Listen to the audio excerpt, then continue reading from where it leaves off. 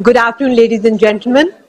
We warmly welcome you to the Flow Health Initiative, Nurturing the Nurturer. One of the biggest challenges women face is learning how to take care of themselves while caring for others. Good self-care is the most important aspect of our health. This is the premise on which we've started our work on the Flow Health Initiative, Nurturing the Nurturer, at the beginning of the year. This is the first Flow National Health Initiative, keeping in mind Flow's vision of all-around empowerment of women. Apollo Hospital is our national partner for this key initiative, and we have two eminent doctors from Apollo Hospital here with us today. India is facing a rapidly growing cancer epidemic in women, with an estimate of 1 to 1.4 million new cancer cases occurring every year. Breast, uterus, and ovarian cancer contribute to 40% of all new cancers in women, and states like Delhi, Tamil Nadu, and Kerala have the highest number of new cases of these cancers. By 2020, nearly 70% of the world's cancer cases will come from developing countries, with a fifth of these cases coming from India alone. This challenge is further worsened by the late detection of the disease in women in India, which obviously increases the cost and the mortality rates considerably. The good news is that women can decrease their risk of cancer by making healthy choices like eating right, staying active, not smoking, and getting regular checkups and cancer screening tests done. This includes mammograms, which are the x-rays of the breast, and pap smears. And early detection of the disease will increase the cure rates and lower the treatment costs significantly. Inclusion of the human papillomavirus vaccine, or HPV vaccine, in the National Immunization Plan will significantly help in the prevention of cervical cancer, and this has already been implemented in 74 countries globally.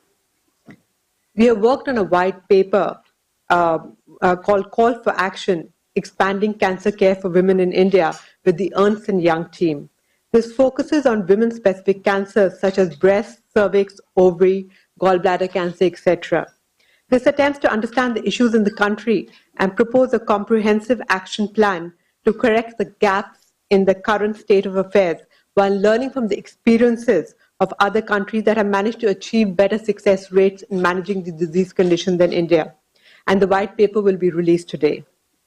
And today we'd also like to honor and celebrate some wonderful ladies who have served as cancer crusaders, and they've served to break stereotypes, beat the odds, and inspire all of us to take a more proactive role in taking care of ourselves.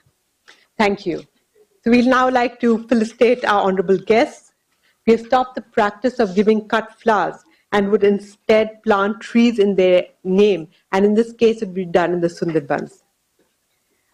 May I request Harjinder Kaur, Vice President Flow, to felicitate Srimati Anupriya Patel, Honorable Minister of State, Health and Family Welfare, Government of India.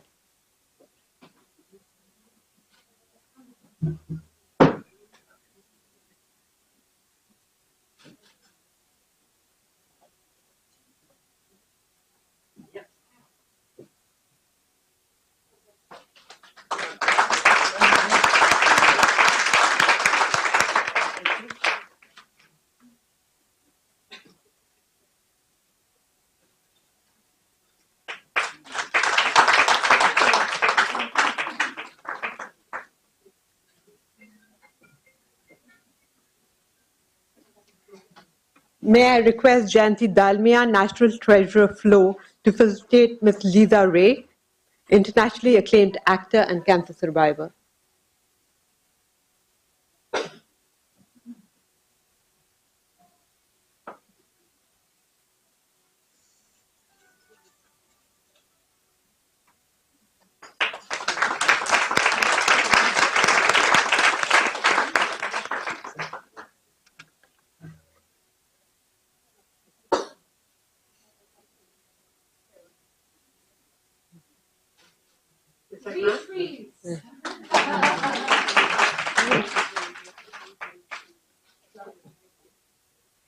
May I request Poonam Mahajan, National Joint Treasurer Flow, to facilitate Dr. Anupam Sibal, Group Medical Director, Apollo Hospital.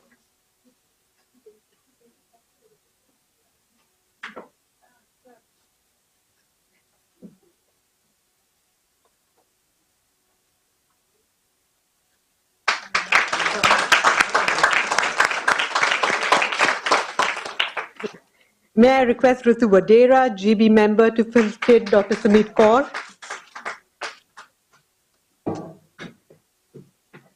Dr. Samit Kaur is the Senior Consultant, Surgical Oncology and Robotics, Apollo Cancer Institute, New Delhi.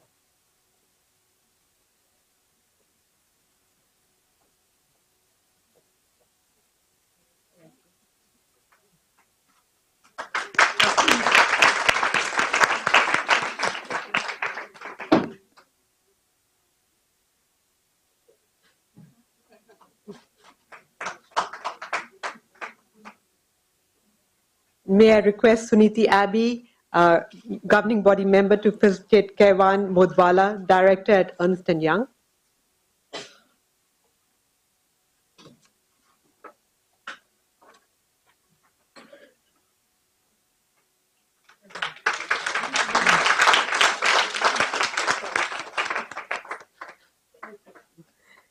May I request Garima Jain, GB Member, to facilitate Srimai Chakrabarti, Senior Manager, Ernst & Young.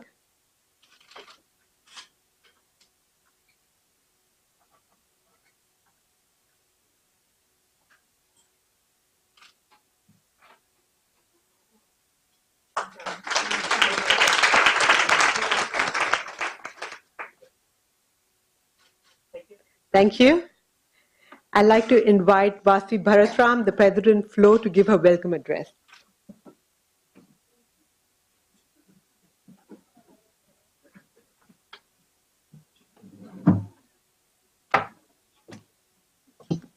Good afternoon, ladies and gentlemen. Today is a very special day for me. This initiative is extremely close to my heart. American author Harriet Beecher Stowe has so rightly said, "A woman's health is her capital." Women are custodians of their family health, playing a critical role in maintaining the well-being of their communities. In other words, a healthy woman will ensure a healthy family, a healthy community, and a healthy nation. However, in all of this, many times we forget to take care of our own needs, not realizing that we are the center of the ecosystems we live in. And if we were to collapse, they too would collapse around us. Hence, the theme of Flo's Health Initiative is nurturing the nurturer. Realizing the crucial nature of the issue of women's health has been taken up by the government with targeted policies and programs. However, significant gender-based health disparities remain in many countries. Limited access to education or employment, high illiteracy rates, and limited and increasing poverty levels are making health improvements for women exceedingly difficult. To accelerate women's participation in the process of economic development and achieving the goal of women empowerment, Flo has conceptualized this health initiative. With this, we hope to create awareness and arm women with knowledge that will help them take better care of themselves. What better way to launch this initiative for women's health than in the presence of the Honorable State Minister for Health and Family Welfare. A very warm welcome, Srimati Anupriya Patel. We are truly honored to have you here in our midst. Thank you so much. Apollo Hospitals is our national partner for this very important initiative. Warm welcome to Dr. Anupam Sibbal, Dr. Samir Kaul, and Vinita Sethi. Apollo has very generously also offered a 25% discount for all Flo Life members and are giving out coupons today to all our guests for free mammography and pap smear. Flo is a platform to connect, learn, and grow. We recognize that the stories of women achievers who break all stereotypes, beat all odds, and to be inspirational role models for women across the globe. Today, we are honored to have with us Lisa Ray, Neerja Malik, and Dr. Vijay Bharti Rangarajan. We would like to acknowledge and recognize their work, positivity, and valor with the Flo Cancer Crusader Awards. Our endeavor is to bring attention to the ongoing challenges of cancer survivorship, to show the world that life after cancer can be fruitful, rewarding, and inspiring. We at Flo envision a nation in which equitable gender norms lead to healthy and empowered women. We plan to address the issue by way of seminars, health camps, and awareness programs in all our 14 chapters pan-India. While the initiative will have a 360-degree view on all women's health, initially we would like to focus on cancer with breast, cervical, and other forms of women's cancers. Breast cancer, as most of you would know, is the most common cancer in India and accounts for 27% of all women's cancers, And another shocking statistic is that every 8 minutes we lose a woman to cervical cancer in India. Both these cancers are preventable with regular screening and appropriate follow-up and care. FLOW is the oldest women's business chamber and has contributed significantly over the last 34 years towards the economic empowerment of women. And now we have taken up the mandate to assess the current state of cancer care for women in India and identify key imperatives and recommendations for industry stakeholders. Towards this, we are releasing a white paper with Ernst & Young on call for action expanding cancer care for women in India. The thought leadership initially focuses on women-specific cancers such as breast, cervix, ovary, gallbladder, lung, thyroid, and mouth. Here I would like to acknowledge our gratitude to Rajiv Memani and the E&Y team, Kaivan Modawala and Srimai Chakravarti for helping us put together this white paper. Thank you very much. And also to Dr. Sonali Kochar, FLOW GB member, for all her inputs and coordinating on behalf of FLOW. Thank you, Sonali. I also must acknowledge Ruchika Gupta, FLOW GB member, for all her help towards this program. I'd like to end with two of my favorite quotes. Sorry, it's not one, it's two, because I didn't know which one to leave out. Are you a Gemini? No, Pisces. Okay. In the words of Michelle Obama, ladies, we need to put ourselves on a higher priority on our own to-do lists. We come way too low. And as Joyce Mercer said, the greatest gift that you can give your family and the world is a healthy you. Thank you.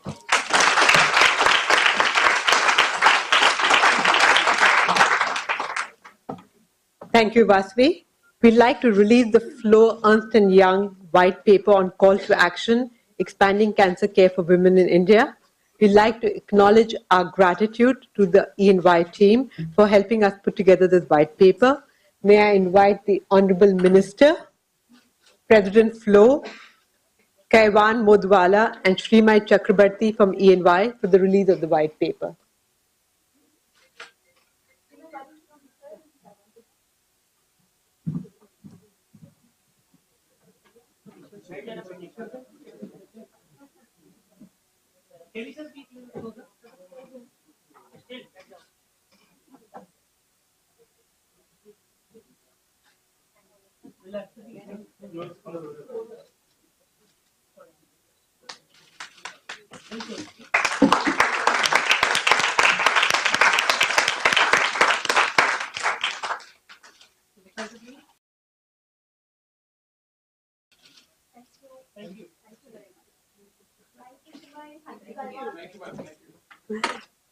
Thank you, Kaivan and Srimay. Now we'd like to salute the awardees of the FLOW Cancer Crusader Awards. These are women who have broken stereotypes, beaten the odds, and are inspirational role models for women across the globe. They have made a significant impact on heightening awareness and helping those suffering from cancer. May I request the Honorable Minister and President FLOW to give out the awards? And please show the slides. So may I invite our awardees, Dr. Vijaya Bharti Rangarajan,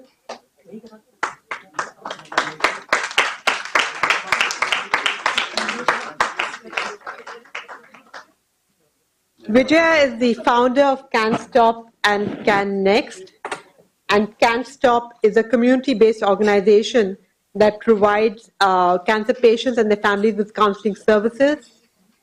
CanNest is a home for cancer children and the immediate family who hail from other parts of India.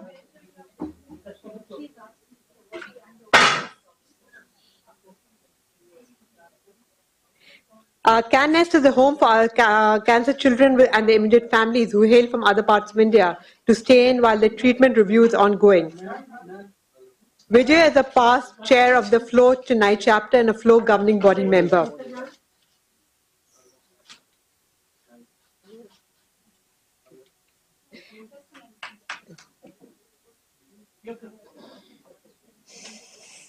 Vijay, may I ask you to say a few words?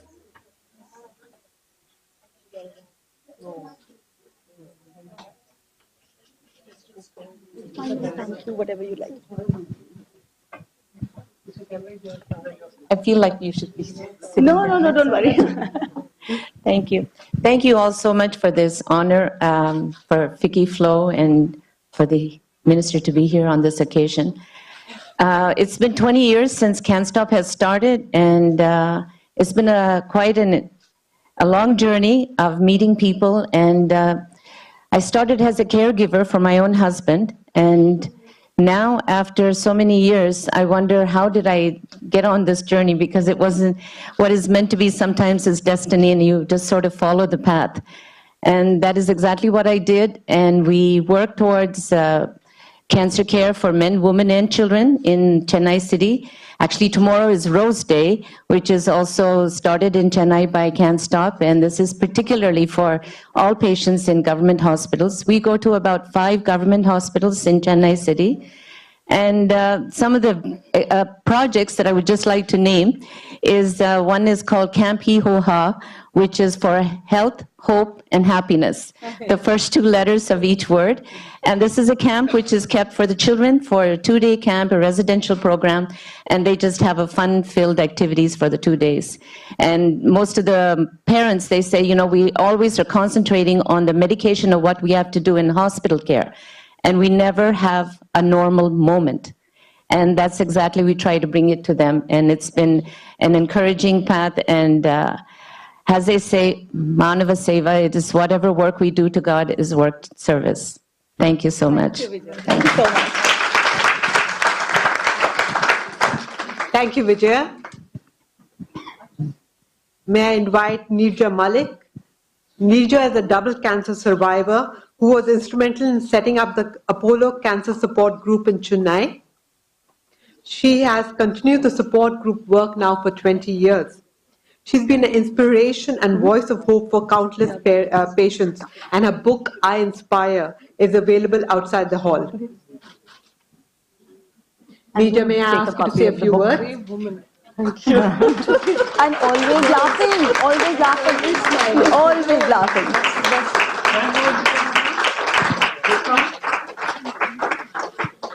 Thank you.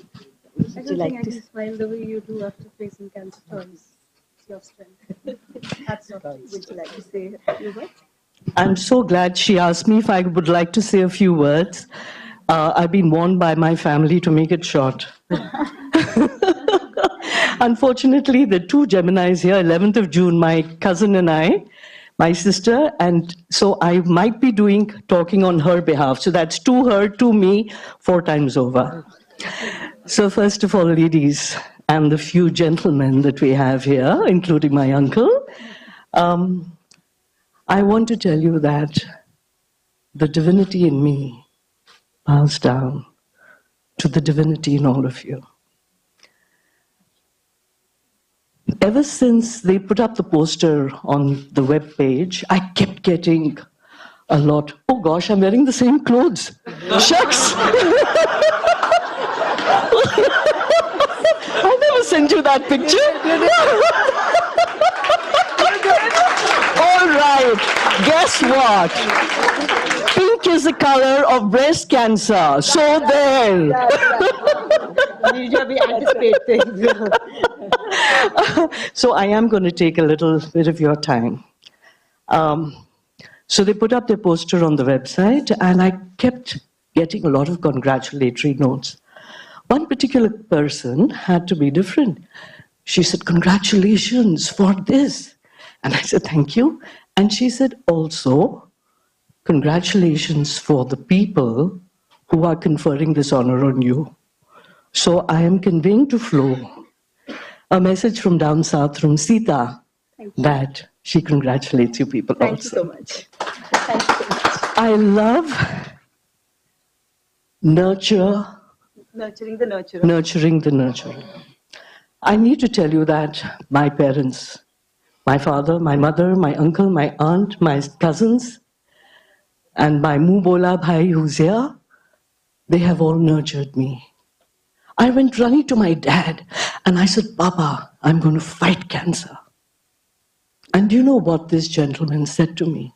Officer and a gentleman. Retired naval officer, warrior, Kshatriya, soldier, mentioned in dispatches in the 71 war. And he said, Beta, why? are you using the word fight? Fight is agitated. Fight is aggressive. Fight is negative. So use the word face. That registered in my psyche. And I've been telling patients for the last 19 years, don't fight cancer. Face it. Face it like a challenge. Hum honge kamyab, we will overcome. So that is my father's words. And if you come across anywhere that they say, don't fight, face cancer, you know where it originates from. My mother, unconditional love and nurturer, and the strength with my sister behind me and my aunts and all my cousins. The power of prayer is very good. I have intense and immense faith in God. And I think it is important because if He, your family, your friends are your strength, you can do anything with a great smile. And so she said, everything happens for the best. And I said, Ma, so many miscarriages, stillborn in the 8th month, premature twins, surgeries, cancer twice. But I guess God had a plan. And that plan was to give me a lot of experience in the university of life and to utilize what I learned. So I've been counseling cancer patients for the last 19 years from the time I was diagnosed in 98, left breast, 2004, right breast. And I said, thank you, God, I have only 2 boobs. A few of the men here might get embarrassed, but this is for all the women here. And He gives the strength. He gives the way. He gives you the freedom. Because I say, hey, God, you gave me the problem. It's your problem to give me the solution. I'm free. Because if I didn't think like that, I would have the Damocles sword on my head all the time. And I would be worrying, oh God, this happened, that happened, the other happened. My kids were also 2 months and 5 days premature. They were 7 when I was diagnosed the first time, etc., etc. Everyone has come to this world with their own kismet. And there were times when I took it upon myself. Hello, we all have our own journeys, as my dearest friend Vijaya here said, and hum honge kamyab. We shall overcome. God bless. Thank you so much. And keep smiling. Keep smiling. You can feel her smile across the phone from Chennai to Delhi. Thank you. We have the powers because he is there. Thank you. Thank you. Thank you, Nirja. And now I'd like to invite Lisa Ray. Lisa is a multidisciplinary artist who has traversed the world of films, television, modeling, writing, and philanthropy for more than 25 years. She's a multiple myeloma cancer survivor. Her courage and fortitude had led her to be a much admired advocate for cancer globally. She has received multiple awards for her advocacy work. When it's well, I thought. Is it? No. Yeah. Thank you. Thank you so much. Thank you.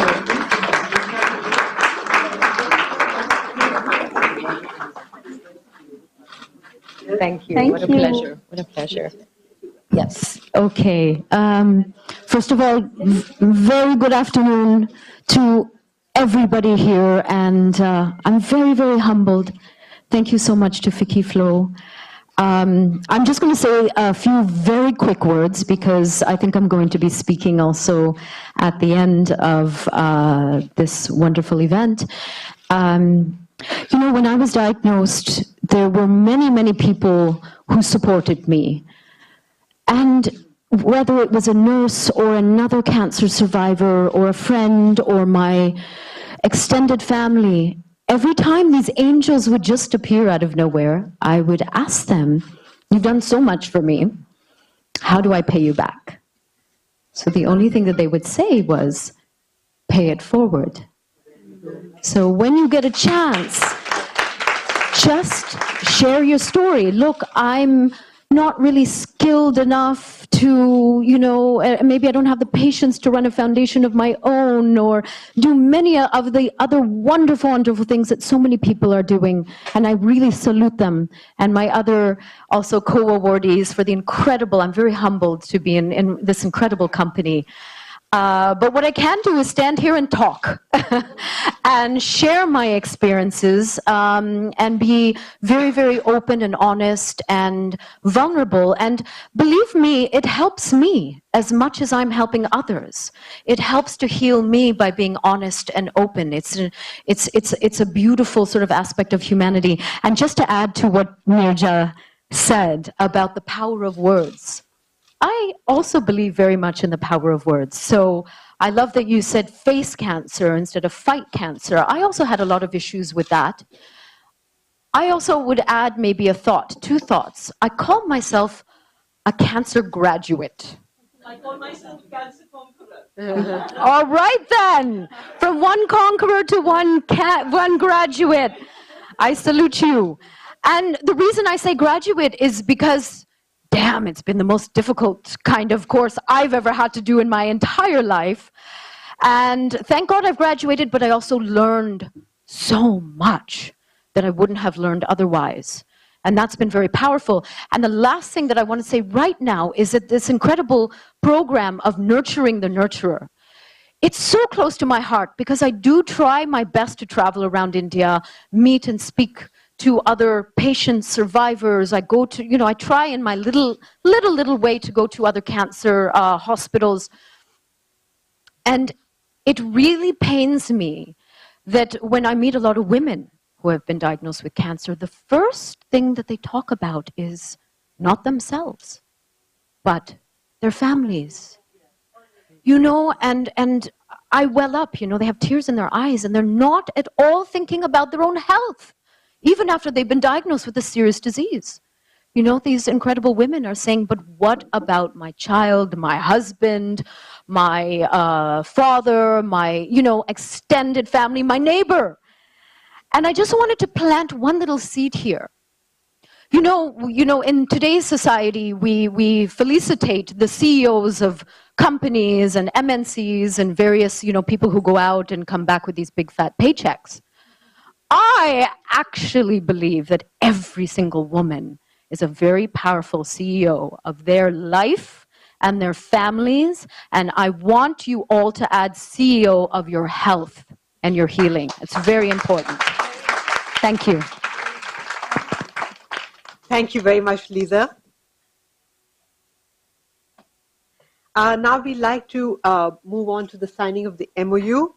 Apollo Hospital is our national partner for the Flow Health Initiative, and we'd like to invite Dr. Anupam Sibal, Group Medical Director, Apollo Hospital, for the exchange of the MOU between Flow and Apollo Hospital. So Dr. Anupam Sibal is a senior consultant pediatric gastroenterologist and hepatologist at Apollo Hospital, Delhi. He helped set up the first successful liver transplant program in India. The Apollo transplant program is the busiest solid organ transplant program in the world today.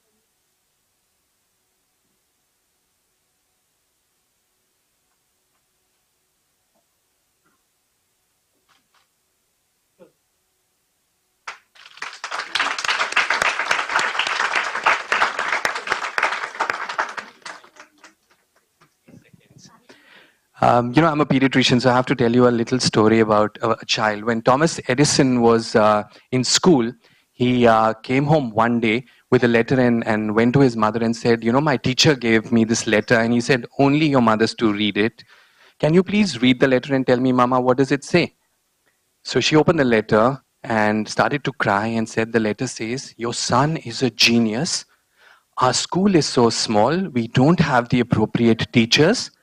You should educate him at home. Decades later, Edison became one of the greatest inventors of the century. His mother had long since passed on, and one day he was going through a lot of papers in the cabinet and he came across that letter and he decided to open it. And he opened the letter and read the letter, and the letter read, your child is mentally deficient. We cannot keep him in school anymore. He is hereby expelled. Getting emotional, Edison wrote in his diary, Thomas Edison, a mentally deficient child converted into the genius of the century by his mother. That is the power of a woman, a power and love of a mother. But sadly, in the next 60 minutes, 5 children will be denied that because they will lose their mothers in childbirth in the next 60 minutes. On the 21st of September, in 24 hours, 264 Indian women will be diagnosed with cervical cancer. And by the time this program ends, 16 women will be diagnosed with breast cancer, and sadly, 8 of them will die because of late diagnosis. This needs to change. This must change. Mahatma Gandhi had said, a man can never be a woman's equal in the spirit of selfless service with which nature has endowed her. And it is because of this selfless service that a woman never thinks of herself, her health, her well-being first. And I think we need to get women to think differently, and it should be about women first. Thank you. Thank you. Thank you, Dr. Sybil. And we'd like to invite the Honorable Minister, Srimati Anupriya Patel, to deliver the keynote address. Srimati Patel is the Minister of State in the Ministry of Health and Family Welfare, Government of India. She was elected to the Lok Sabha from Mirzapur in 2014. Honorable Minister, we are honored to have you here with us today.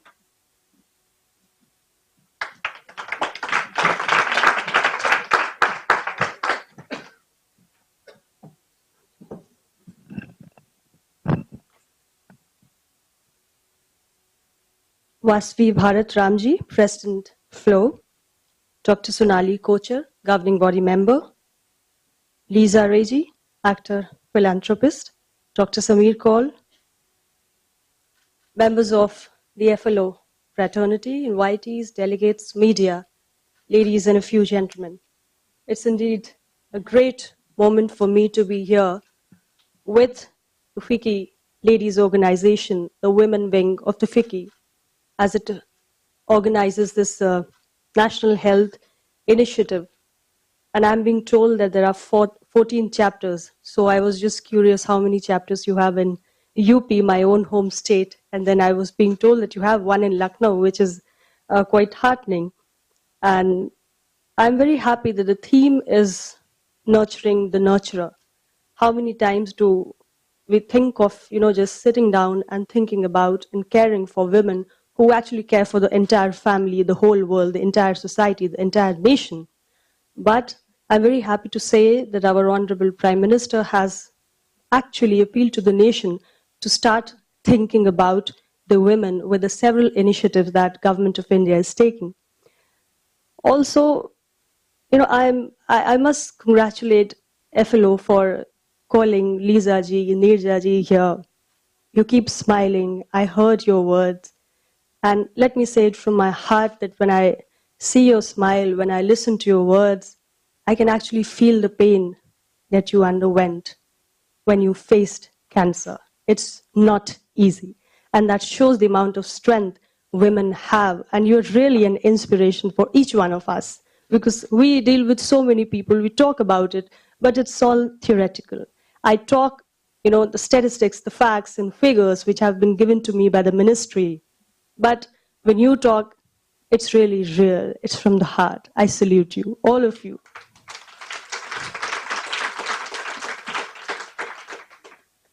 Well, ladies and gentlemen, the health of Indian women, needless to say, is connected quite much to their status in the society. And of course, women, with the growing time, they have gained more power, more liberty, more freedom. But in this fight somewhere for this equality of gender and carving a niche for themselves, it is their health which has taken a toll. We all understand here that the sustainable development for the country is possible if we take holistic care of the health for women. And I'm glad to say that under the able leadership of our Honorable Prime Minister, Shri Narendra Modi ji, we are committed to ensuring health for all with its focus on mothers and children. Towards this end, massive and strategic investments have been made, particularly under our program National Health Mission, which focuses on the maternal and child health. The Ministry of Health and Family Welfare has taken various initiatives for improving the overall well-being of mothers and women in the society by increasing the access of healthcare to all, especially in the rural, remote, and inaccessible areas of the country. Janani Suraksha Yojana, the Safe Motherhood Intervention, this is one of the flagship schemes of my ministry, and the objective of which is to reduce the maternal and neonatal mortality by promoting institutional delivery among poor women, which still is a challenge in most of the parts of the country. Other schemes like the Janani Shishu Suraksha Karyakram, the IT-enabled initiative like the Mother and Child Tracking System, the PCPNDT Act, the Beti Bachao and Beti Padhao, and several other schemes of the different ministries have actually resulted in increased access to family planning measures and the improved health of women across the country. But today's initiative, as I'm being told, focuses on the various forms of cancer found among women. So I would also like to concentrate my ideas on the same. Ladies and gentlemen, according to the WHO, cancer figures among the leading causes of morbidity and mortality across the world. And it is very sad to say that the number of cases is going on rising, and in the next 2 decades is going to be really alarming. So cancer control today is a major challenge for the government in India. It is estimated that there are about 3.8 million cancer patients at any given point of time, and new cases of incidences is about 14.5 lakh per year, which is a huge figure. And the sad news is, the data collected shows us that more number of women compared to men are diagnosed with cancer. This must raise an alarm in our heads. In women, breast cancer, cancer of the cervix, the ovarian cancer, and mouth cancer, the oral cancer, are the most common of all. And with breast cancer and the cancer of the cervix cases together accounting for approximately 32% of the total cases identified for women in India.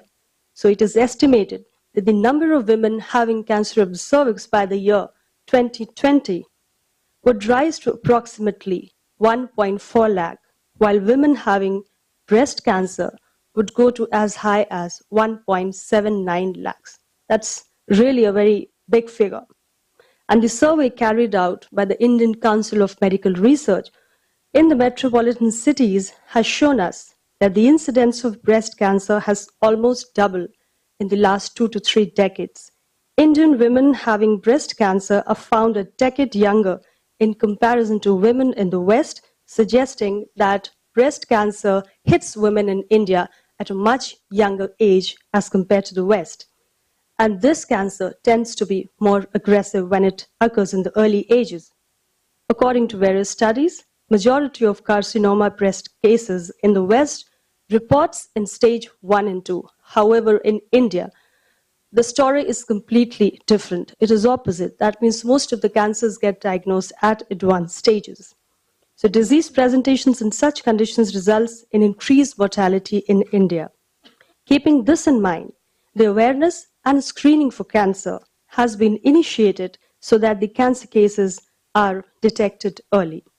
There are numerous steps which the government of India has taken to address this challenge because we feel timely diagnosis can prevent 1/3 and 1/3 of the rest of the cancers may be treated. So this is where the government of India and my ministry particularly is focusing on.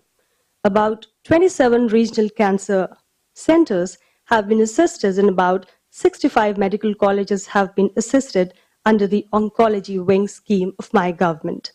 Now the program has been revamped and synergized with new program, the NPCDCS program, the National Program for the Prevention and Control of Diabetes, Cancer, Cardiovascular Diseases, and Stroke, under which we've made a slight change. Earlier we used to do opportunistic screening, but now we are doing population-based screening for diabetes, hypertension, and 3 types of common cancers, oral, cervix, and breast. And this is going on with the help of the wide network of the field-level functionaries, the ASHAs, in our healthcare structure.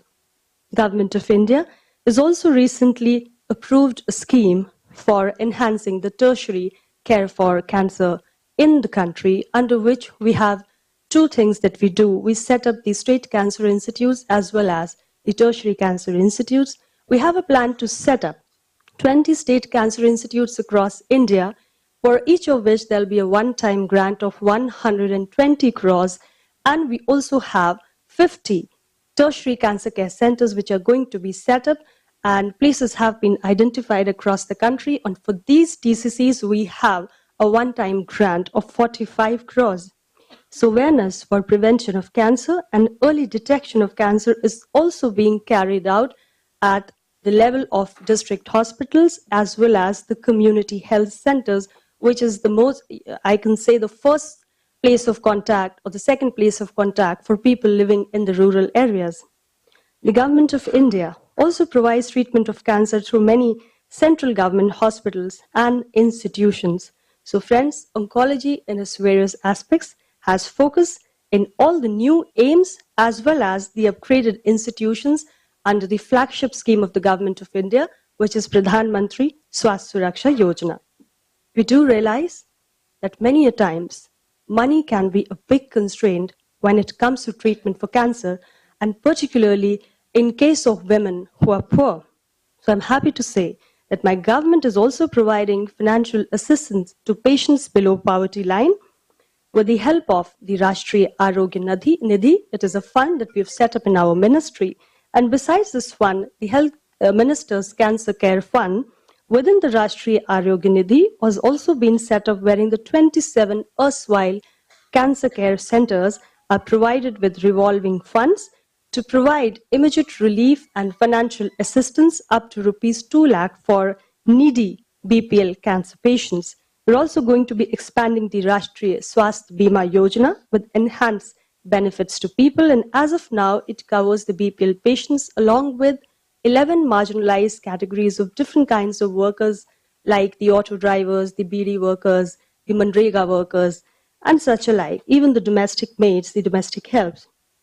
So much has been done, a lot is being done, but I would still say that in order to face cancer, I earlier wanted to say fight cancer, but now I will not say fight cancer, to face cancer. Yes, to face cancer. I would still say so much to do, so little is done. Hurry up, because India has to win. Women have to win, and cancer has to lose. So ladies and gentlemen, in the end, I would only like to emphasize that my government is committed to providing better healthcare facilities, especially to women, and I'm sure with the help and active participation of organizations like FICCI and especially the FLO, we can together achieve the goal of healthy women, healthy families, healthy households, healthy India. Thank you so much all for being so patient. Jai Hind.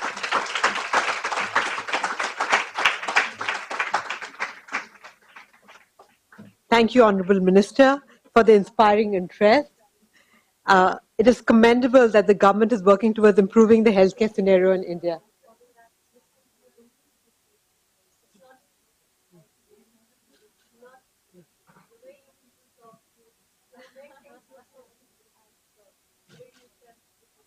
No worries.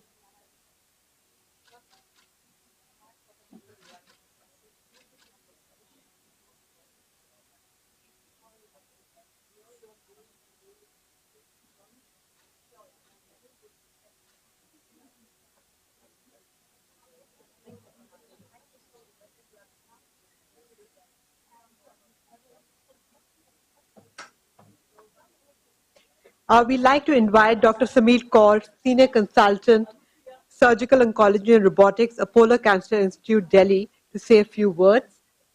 Dr. Kaur's work at the Tata Memorial Hospital led to a master's degree in surgical oncology, followed by an oncology fellowship from the UK.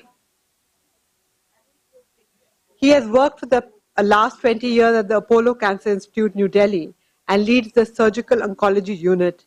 His interest lies in popularizing innovative techniques in oncology, like breast reconstruction following cancer. Please project the slides.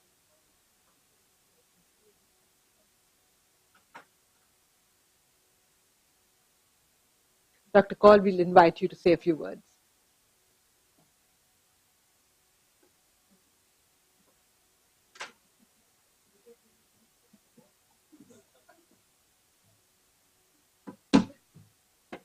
Is it possible to just dim the lights a little bit, please? Just can we have those lights a little bit dim, just so everybody's clear?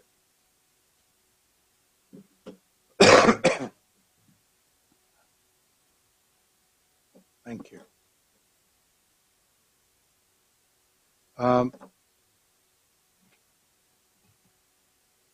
Basavi ji, Lisa Ray ji, and Sonali ji, and some of the people who are not there on the dais now. Meaningful ladies of FICCI, whom thank you for inviting me here this morning, because the warmth is infectious.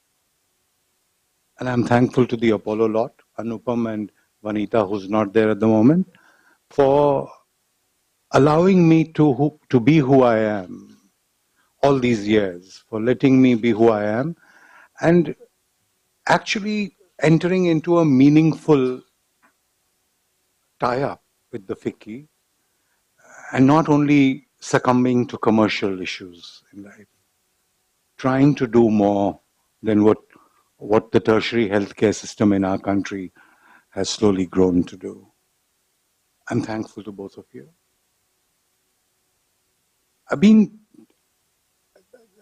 My issue is that I'm here today to provide some technical input. I have constraints of time. I wish I had more time. Is this disease fair to the fairer sex? You decide. You decide. Look at what your enemy looks like, ladies. I don't know how many of you can see. That's just what you're seeing now is just the tip of the iceberg. What lies underneath is the real thing. Because unfortunately, this part of the world, we woke up a bit late to recording figures and trying to understand the importance of data. So when we speak, we actually speak off the mouth, and our sampling and our populations need to improve a lot. So the prevalence of, the figures, everyone here has enumerated them one by one. And to tell you the fact that the Indian cancer registries cover less than 10% of the population. So like I said, the figures that we give you offhand are rote.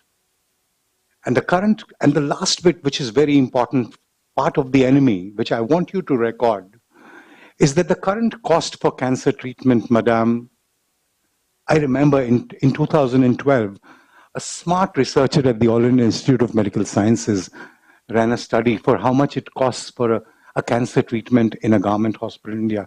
It was 33,000 rupees, some paise. But I have to tell you there that today, the cost any disease financially extracts of that malfunctioning family, which is probably going through its worst in the life, is anything between 2.5 to 20 lakhs. If you happen to get something like a Herceptin positive breast cancer, it can go up to that. And if I believe Globocan, which is the one that we tend to believe in the civilized world today, the one which predicts, he says it will rise to 10 to 50 lakh rupees per cancer treatment by 2020. You know why? Because lots of research is happening, a lot of immunotherapy, monoclonal antibodies, rapid arc machines, they're all coming and improving. Proton therapy, if I may say, that is coming in at the Apollo Chennai, is all going to drive precision oncology, is what they called the oncology program. And I say, yes, kudos, because it's becoming bespoke treatment now. What your genes tell me, your cancer tells me its story. And then, like I do a culture sensitivity test for a urine infection, I started doing that for a cancer now. But it's costing a hell of a lot of money. Molecular diagnosis, molecular imaging. So precision oncology, yes. It's always good to buy off the counter, get somebody from the Savile Row to measure your suit for you, rather than just going and picking it off small, medium, extra large, large sizes. It doesn't fit. So your current cancer treatment, ladies, fits. And it started fitting more and more to the tube, but at a huge cost. So the costs are going to go up. Just leaving you with some thoughts. So what's the onslaught on women? And you know the figures on breast cancer. Your at-risk age in India today is more than 40 years, 40 to 50. And your annual mammogram ratio is just less than 1%. So here you are, ladies, at the FICCI. Improve that rate, 1%. That's something meaningful to do. That's something tangible that will make a difference. If you improve that mammogram rate, you will decrease the more than 50% women walking in for treatment today at stage 3 and stage 4, and therefore dying of it. That's solid. That's tangible. That's what you can measure. That's honorable. So when I said suggestions, I'm proving to you there are so many things that you can do. So an advanced stage is a problem. We've got to change that. Cervical cancer, fortunately, still large in the rural areas. Urban women have become better at looking after themselves in terms of frequent infections. No clubbing while living. Slums are getting difficult to come by, slowly and steadily, but that's happening. And HPV is getting covered, which causes cervical cancer. So we are seeing less of cervical cancer, and breast cancer is lady killer number 1 in this country now. And of course, 85% of cervical cancer, when it's detected, still gets detected in stage 3 and 4. So what does the army look like? Okay, now you guys, you wanted to face the cancer, face it. But for me, it's a battle because I'm worried about both sides of it. I know what the cancer portends for this patient. On the other hand, I'm with the family and I see what they're going through. So I get a double whammy. And I have no options. I have to fight. For me, it's a battle. So the tactical battle, I want to tell you what your army looks like. Comprehensive cancer centers in the country, 200 to 250. 0.2 per million in India, which is 4.4 million in the United States, for instance, and 40% of which is in 8 metropolitan cities across this country. So mal-distributed at the same time. Underpowered and mal-distributed, not enough, and not properly distributed. There are 640 districts with linear accelerator, that radiation machine that you require for better today's civilized radiation therapy. Only 120 PET scanners across this country. And only in 30% of the advanced cancer centers can people actually have a PET scan image of their cancer done. So huge, huge mismatches there. I mean, they've got, and look at the other things. And how many oncologists? Just 750 to 500 surgical oncologists in this country, where you require thousands. And what you're going to require, look at the other thing, you're going to require even more. So I just showed you what your enemy looks like, and I showed you what you've got at the moment. So how are you going to? So the FLO and the ladies at the FICCI are poised to change that for this country in their own small way. They're not a small organization. They have a heart, they have the intention, they have the will, and they are meaningful. So therefore, I suggest first focus on the awareness campaign, because that's where you're going wrong. That's what happened 30 years back in the West, where they converted women to early cancers. And when they treated those early cancers, you got more of them living. It was worth treating them and making them live, survivors. You need to do that in this country. So awareness campaigns can be very technical, very demanding, very proper to the part, Hindi, Urdu, regional, whatever needs to be done. You can aid the government. The government just told you the list of things it's doing, but help them with some of this, particularly screening for breast and cervical cancer. And you can throw in, with a little bit extra, a little bit of visual inspection for the oral cancers and for the colonic cancers, just a fecal occult blood test. It can all be done as a part of their screening. You'll cover a lot. And the most important thing is help establish a national treatment guidelines, because when you have standardized guidelines across all the cancer centers in India for treating people uniformly and standardly, the death rate will fall. The cancer will become less of a demon. So help organizations, identify organizations and help them augment those. And other thing that you can do, for instance, I did something called the Gulmarg Declaration for locally advanced breast cancer, which was a commonest breast cancer in India. You can do that for the other thing. Augment the National Cancer Registry Program. There are only hospital bed registries. When you don't know how much and how strong and in where all is your enemy spread, how are you going to counter it effectively? So get a view of it, the realistic view of how it is, where it is, in whom it is, and then you'll find out what you can do for it. So to try setting up even population-based registries in coordination with the government of India. Record cancer better and maintain that data for research, because you need to do research in India for these new things to be available and possible for your people to avail of. The costs have to come down. And of course, last but least, a lot of noise is being made about Make in India. You add meaning to that noise. Set up public-private participations so that all this can happen within the country. Patents, yes, let the multinationals have their patents, but club it and say that, okay, make these drugs in India. That will drive the costs down. Everybody will be able to afford the so-called fruits of translational research and better chance at their cancers when they get it. So there is a lot there to do. And be the Durga, the slayer of the demon there.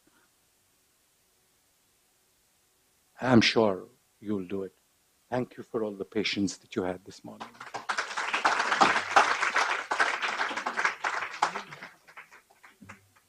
Dr. Kaul, thank you so much for clearly spelling out the issues that we're facing in the country and some of the measures to address it.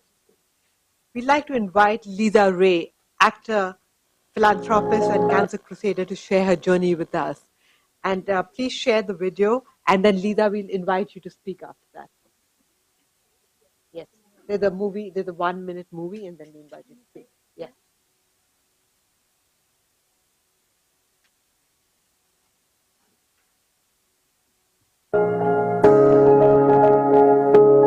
I'm Lisa Ray. I was diagnosed with cancer, but I've not let it prevent me from living the best life that I possibly can.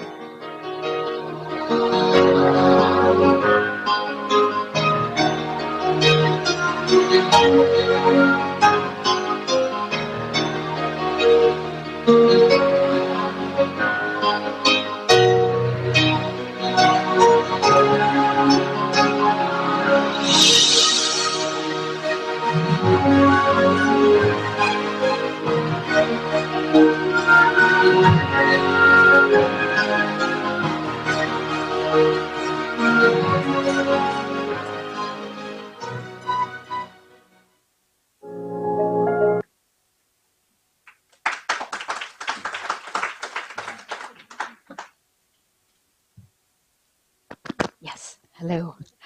Hello again, everyone. I'm back. Thank you, first of all, Dr. Kaul, for that really impassioned talk. I really, really was very taken with your emotion and again, your determination and the information that you provided, because, you know, sometimes there are actually rather elegant solutions, you know, to problems that are right there in front of us. And I think that in general, often what happens is until we're personally affected by something, people don't tend to actually maybe take a stand.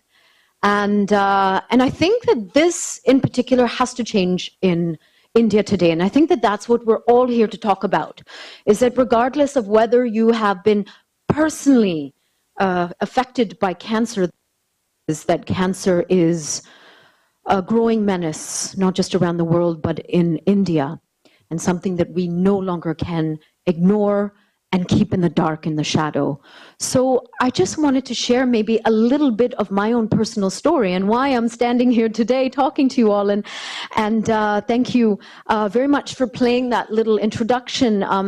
The reason why I was very keen on having that introduction is because, of course, you'll probably see me standing here today, and and I've have my hair back, and for all intents and purposes from the outside, it appears that I am living a normal, I guess, healthy, vibrant life.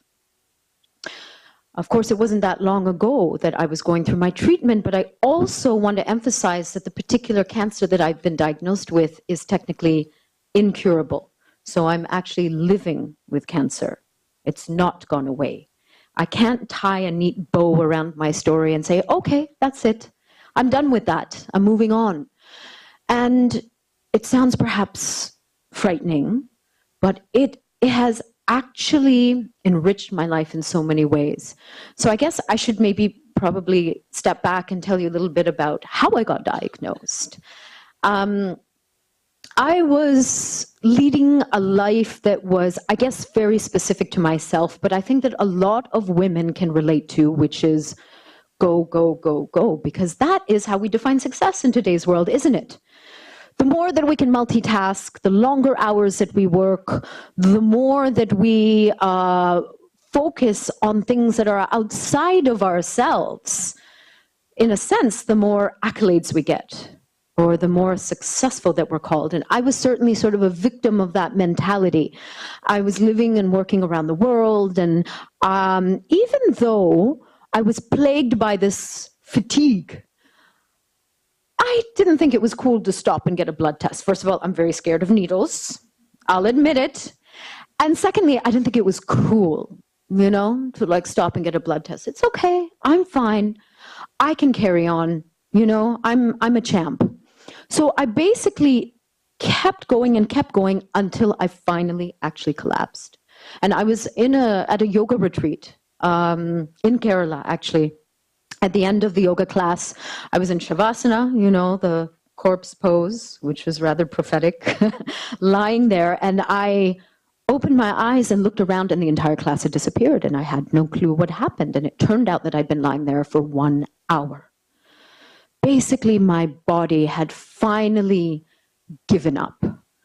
And that obviously prompted me to finally go meet a doctor, get a blood test. When we got the results of the blood test, the doctor actually stood up from behind the desk when I walked in, and she said, "How are you even standing? Because your red blood cell count is so low, you're about to go into cardiac arrest." And I said, okay, so what do we do about that? How do we solve this? Because, I have to be on a plane in 4 days, right? So I did go, and I got a blood transfusion, and I felt fantastic. And I said, all right, ready to go. And she said, no, now we have to find out why this is happening. And that led to a lot of investigation to where I was finally diagnosed with something called multiple myeloma. Yeah, I couldn't pronounce it, and I'd never heard of it before. I actually sat in the doctor's office as the last patient of the day, and he sat opposite me, and he looked way more nervous than me, I have to admit. And in fact, when he pronounced the diagnosis, he paused significantly, waiting, for a reaction for me, thinking he's probably going to cry, and he had sort of a tissue ready in his hand. And I just sort of looked at him blankly, and I said, okay, keep going. And he got so nervous, there was actually sweat coming down his forehead. And at some point I said, do you need a glass of water? Because I did not actually, I guess, understand the entire impact of how dramatically my life was going to change and what this meant. Of course, that happened very, very rapidly. And in the course of taking on this entirely new membership, I call it my cancer membership. I was a member of the Cancer Club. My treatment, my days were taken with chemo and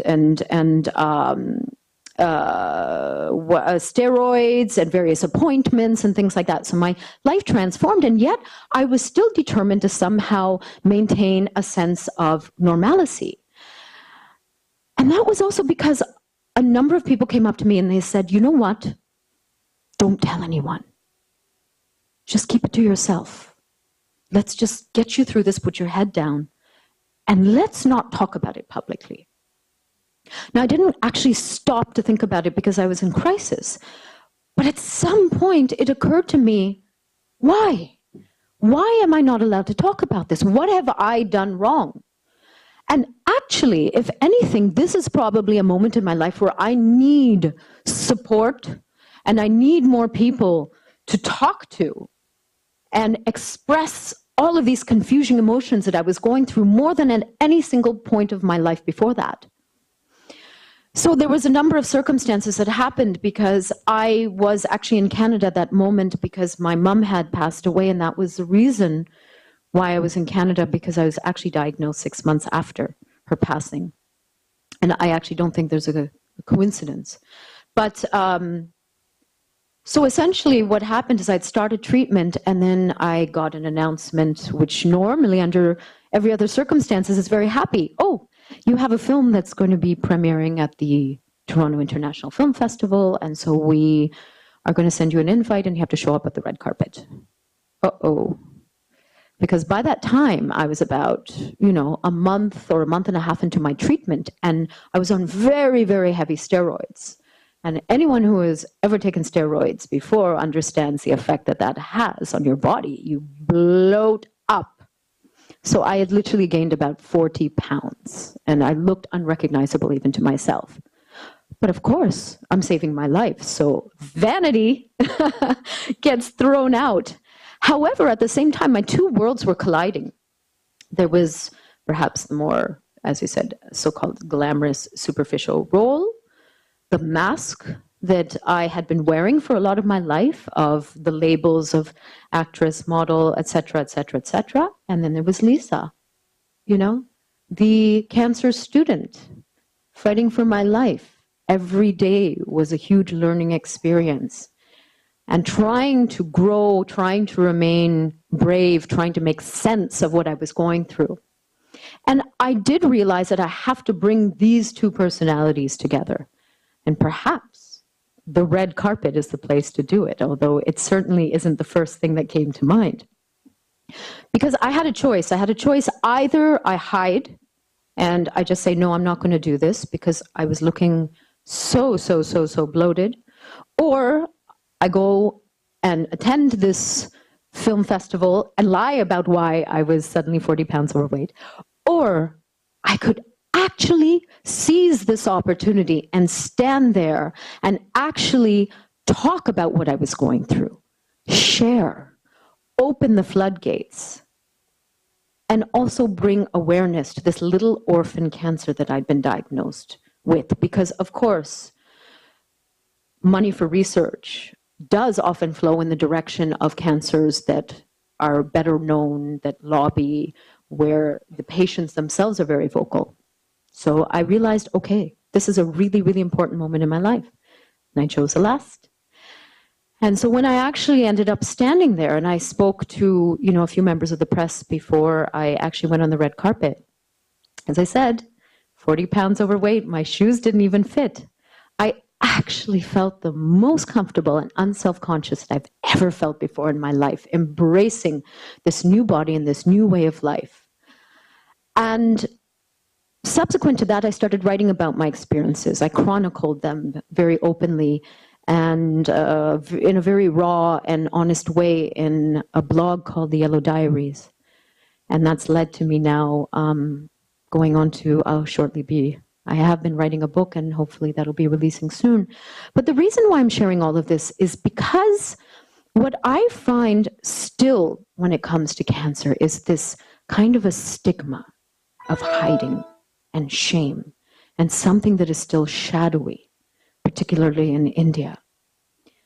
And I truly believe that my healing really happened after my stem cell transplant. And I went through this very, very serious procedure called a stem cell transplant that is actually more or less like killing you and then bringing you back to life. And it was really the start of the version of Lisa that I called Lisa 2.0, new and improved. that actually walked out through those revolving doors of the hospital, and I realized that now my healing begins. Of course, I owe a great debt to my doctors, but the true kind of manner of taking responsibility for my health, taking responsibility for my harmony, really started when I walked out the hospital doors. And that's another something that I want to also emphasize to women. Because as I said, I had to train myself to start to put myself first, my own needs, and not just make it about work or this person or, a boyfriend or a husband or any of that. Because let's face it, if you're not around, what good are you? It's a very simple equation, ladies. We have to put our health and harmony and healing first so that we can take care of others. And that has been a huge, huge, huge learning in my life. And it's continuous, to be honest. It continues every single day. And they often say that when you stand there and you talk about something, it's that so you can learn it yourself, right? As much as I'm standing here and sharing my experiences, I'm saying it because I need to continue to put my health and healing first. In India today, we are on the midst, basically on the precipice of a crisis. And we cannot ignore it anymore, and we cannot afford to put our head in the sand or be in denial or say it's not affecting me personally, why should I care? Or it'll happen to that person or that person. But at the end of the day, we're all connected. And our humanity is the one thing that connects us. And the India that I know and love is all about this particular oneness and connecting together and helping each other. One of us falls and we are all wounded. So in my journey, and by the way, I also wanted to share that I have relapsed once, ironically, right after I got married in 2012. Brave bugger, my husband. And I realized after I relapsed, there's something that I'm missing. I'm not saying that I don't live with a certain amount of anxiety and fear and things like that, but we have, as human beings, a choice. We can't always control the circumstances of our life. I can't stand here and explain why I got this strange orphan disease when nobody in my immediate family has ever been diagnosed with cancer. In fact, we're kind of a freakish family, if you think about it, because most families have some history of cancer. Nobody in my family has ever had cancer. So why? But instead of asking why at some point, I understand that what I have in my power is to control my reaction and to reframe my experience from something that is a little bit of a horror show, is frightening, to a great lesson, an opportunity to grow through it and also to transform this experience. As someone in the creative field, we have this wonderful ability, not just me or someone in the creative field, everybody in this room, of saying, this is a really difficult experience. But hey, you know what? I can transform it. I can write about it. I can talk to other people about it. I can learn something about this and help others. And that is the way forward of not just helping others, helping yourself. So I stand here very, very selfishly today because in addressing all of you incredible women here today, and I know that you are making real change happen every single day in India. And don't ever forget that. It's small and incremental change, and it's up to the individual. I frankly believe in the individual and in grassroots movements and in just each individual saying, I'm going to make a change. I'm going to speak to that person. And then when there's a group of people who are oriented towards change and you come together and you get something like FICCI Flow, you women rock. And the men in this room too. I salute you as well. You rock, and that is really how true change is going to happen. And I would not be standing here today, actually, were it not for people who have come before me, who have had this wish to do better in the world, to improve the lives of someone diagnosed with cancer, I would literally not be here today. So I'm very grateful to them, to the people who supported me. And again, FICCI Flow, I cannot emphasize how heartened and grateful I am for all this incredible work that you're doing. Keep holding the flag high, and in any way that I can support or help, I'll do it out of selfish reasons. But they say that there isn't any true altruism, right? It all has to also go back, because sometimes also by helping, you feel pretty damn good about that as well. So you should all feel very, very good about yourselves in this room, but continue the work, please. I believe in women, and I believe that women are the ones who will actually have the greatest impact on society, particularly in India. Thank you.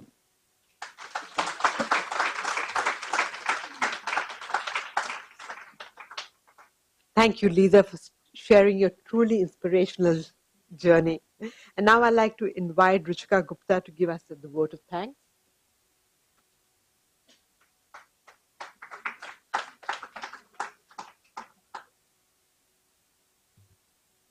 Good afternoon, ladies and gentlemen. I'm sure today's session was informative, yet has left all of us feeling really overwhelmed. I would like to thank the Honorable Minister of State for Health and Family Welfare. She had to leave because she had some pressing engagements, yet the way she spoke, she enlightened us about the journey and the policies taken by the Indian government, and I'm sure we will emerge as a healthier nation. Congratulations to our very dear winners, Dr. Rangarajan, Neerjaji, and Lisa Ray, of course. Lisa, a very close friend, told me that the only muscle you believe in exercising is the heart muscle. And that's truly lovely, and you've truly inspired us here today. The expert medical team from Apollo Hospitals, Dr. Sibbal, Dr. Kaul, we humbly thank you for your valuable inputs. We also extend our gratitude to Mr. Mimani, Mr. Movdawala, Ms. Shrimoy, and the entire team at ENY for being the knowledge partner and helping us prepare the white paper. And now for the woman without whose contribution this event would not have been possible, Dr. Sonali Kochar. Thank you so very much.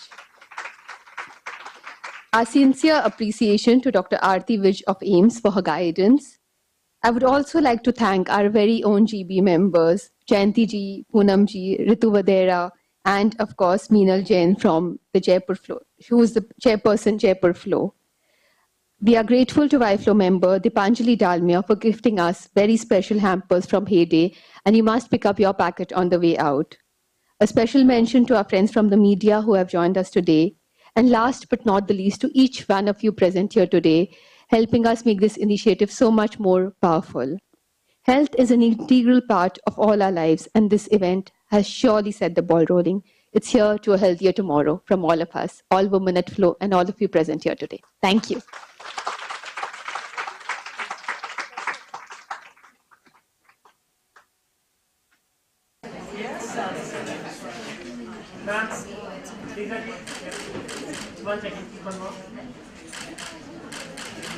One second.